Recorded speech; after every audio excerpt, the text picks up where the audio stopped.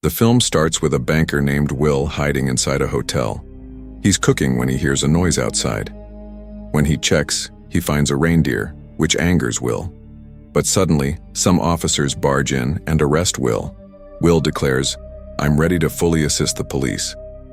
Just then, Officer Denny arrives and confronts Will. Will says, "I'm ready to accept any deal you make." Denny tells him, "You have to testify against the mafia gangster whose accounts you handle." He then replies, "I'll only do that if I get full protection and security." Denny discusses this with her fellow officer. The next day, Denny and Will are traveling back to London on a small private plane. Will finds the plane quite old.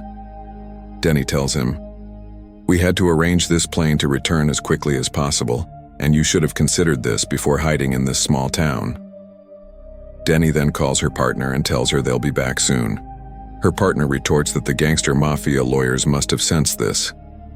"That's why you need to get that accountant, Will," she says. Just then, the pilot arrives and meets them, and the three are about to leave. The pilot notices Will talking in the background, and Denny also has a gun. The pilot asks about Will, but Denny doesn't say anything. Denny then says, "We should probably leave." The three take off and the plane slowly moves forward. Benny feels the plane shaking a lot. The pilot asks him to put on headphones so they can talk, and they start talking. Will sees them talking from behind, and he also wants to talk. Meanwhile, Denny realizes the radio is off and she says, "We should go back." The pilot then says it doesn't matter. They'll reach their destination soon. Suddenly, a bird hits the plane and is killed. This frightens Benny, but the pilot says it's nothing to worry about. It happens often. Just then, Will spots the pilot's ID from behind. He's shocked because the face looks completely different from their real pilots. Will tries to tell Denny about it, but she can't hear him. So, he throws a button at Denny. When he looks back, Will tries to tell him, but the pilot is staring at him. So, Will doesn't say anything and just makes excuses, saying, "We should go back. I'm not feeling well." Denny refuses to go. Suddenly, Denny also notices blood on the pilot's clothes. She's also unsure and starts talking about the route. She asks, "Who's your contact officer?" The pilot says, "The same officer assigned us to this." Renee says, "Our contact officer is a Pole, which is quite nice." The pilot replies, "Yes, he is a Pole. He's really nice, and he paid me a lot for this job." Hearing this, Denny said, "I didn't talk to any officer named Paul about this because there isn't one." Pilot replied, "Oh, then that means you finally caught me," and the two began fighting. Pilot tried to hit Denny, but Denny was giving him a good fight. Pilot punched Denny, knocking him unconscious. He then tells Will, "Will, you shouldn't have betrayed the gangsters," and he's now furious because he works for them too. Will says, "I'll give you 1 million, just let me go." Pilot asks, surprised, "Where did you get so much money?" Will replies, "I used to steal small amounts from the gangsters and he still doesn't know." Pilot replies, "You don't look so mean and cunning by the looks of it, but even if I take the money, I'll have to kill this girl so there's no evidence left." Just then, Denny regains consciousness and electrocutes the pilot with a shocker, causing the pilot's cap to fall off, revealing he has no hair. Denny then delivers a powerful shock to his neck, knocking him unconscious and throwing him away. Meanwhile, their plane is about to crash. Denny manages to control the plane and lifts it back into the air. Will then tells her to put the plane on autopilot. Then, they see that the thug, the pilot, has fainted. Denny asks, "Will, are you okay?" Will replies, "No, I'm not at all fine, and now we have to deal with it. What should they do?" Danny and Will thoroughly examine him and tie him up. Danny finds mafia arrest papers and photographs of both of them in his clothes. Will notices that the pilot knows his mother's address, which frightens him deeply, fearing that the pilot could kill them. Danny retorts, "He's with us so he won't do anything. We'll get him off the plane and send him to jail." Then they discover that neither the GPS nor the radio on the plane is working. They try to fix the radio and it works. This time, they speak to a man. Danny tries to talk to him, but the signal is very weak. Then Danny remembers he has a satellite phone and calls his fellow officer again. She asks, "Have you guys arrived?" Danny replies, "No, our pilot attacked us because he's not the real pilot. The gangster mafia sent him to kill us. But now we're safe and have knocked that thug unconscious." Danny's companions are happy for them. They say, "We don't know how to fly the plane, so try to send someone to this line to help us." The pilot also gets up and says, "I can help you." He laughs. Danny says, "Well, tell me how to fly it." The pilot says, No, I won't." Then Danny angrily threatens him with a gun. The pilot says, "Firing a shot at the plane will upset its balance, and all three of us will crash." Danny then tells him, "I'll send you to jail." He laughs and says, "It's no problem because I've always been in jail." Then Danny's companions connect him with a captain who starts asking him everything about the plane. Following the captain's instructions, they take the plane higher into the air. But due to the absence of the GPS, they still had no idea where the plane was. Captain Denico was slowly teaching Will how to fly the plane. The pilot then started singing and threatening Will that he would go to his mother's house and kill her. This enraged Denny, and Will angrily asked, "How did this thug, this bad guy, get my mother's address? Because I never recorded this anywhere." Denny also found this strange. Just then, she received a call from a fellow officer, and the two were discussing their next plan. The officer explained, "We went to your real pilot's house where we found his body. Someone had gouged out his eyes and cut off his ears and nose. That meant he was given a very horrific death." Piari then realized that the thug from their plane was responsible for this. She then asked her partner who else knew about the case. He said, "Me and my boss, Jack. We discussed it with the team and gave you the mission to bring Will back." Will then tells Denny that their plane is about to hit a cliff. Denny then takes the plane up, and the tremors cause the pilot to grab a hidden knife, and the plane also crashes into an ice floe. However, it flies away safely. This frightens Will and Denny. The pilot tries to free himself with the knife, but he can't bring it up. So he hides it, and Denny puts on his glasses. To tease them, the pilot reveals that Denny is a personnel officer and was once tasked with protecting a witness, but he ended up getting the witness killed. Hearing this, Will is horrified, but Denny becomes furious. The pilot replies, "Oh, sorry, I shouldn't have told you that." Denny angrily asks, "How do you know all this?" and starts hitting the pilot. But he doesn't explain anything, instead saying, "Yes, you didn't actually kill the person you killed, you burned him alive.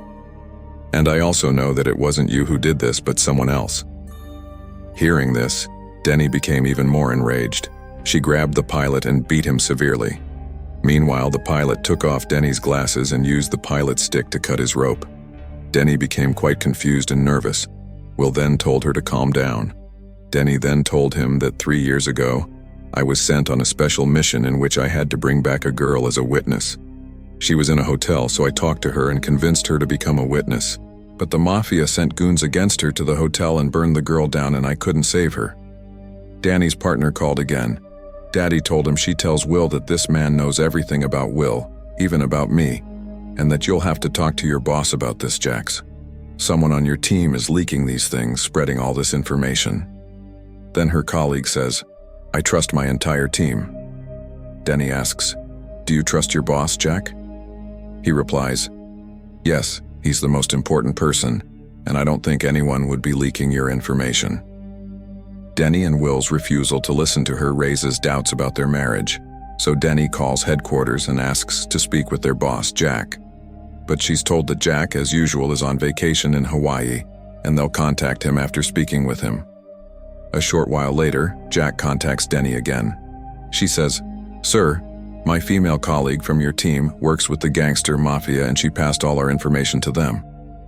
Hearing this, Zaid asks, "Are you completely sure of this?" She says, "Yes, I'm sure." Meanwhile, Denny spots a shore. He tells the captain about it and they start moving toward the shore, leaving both of them overjoyed.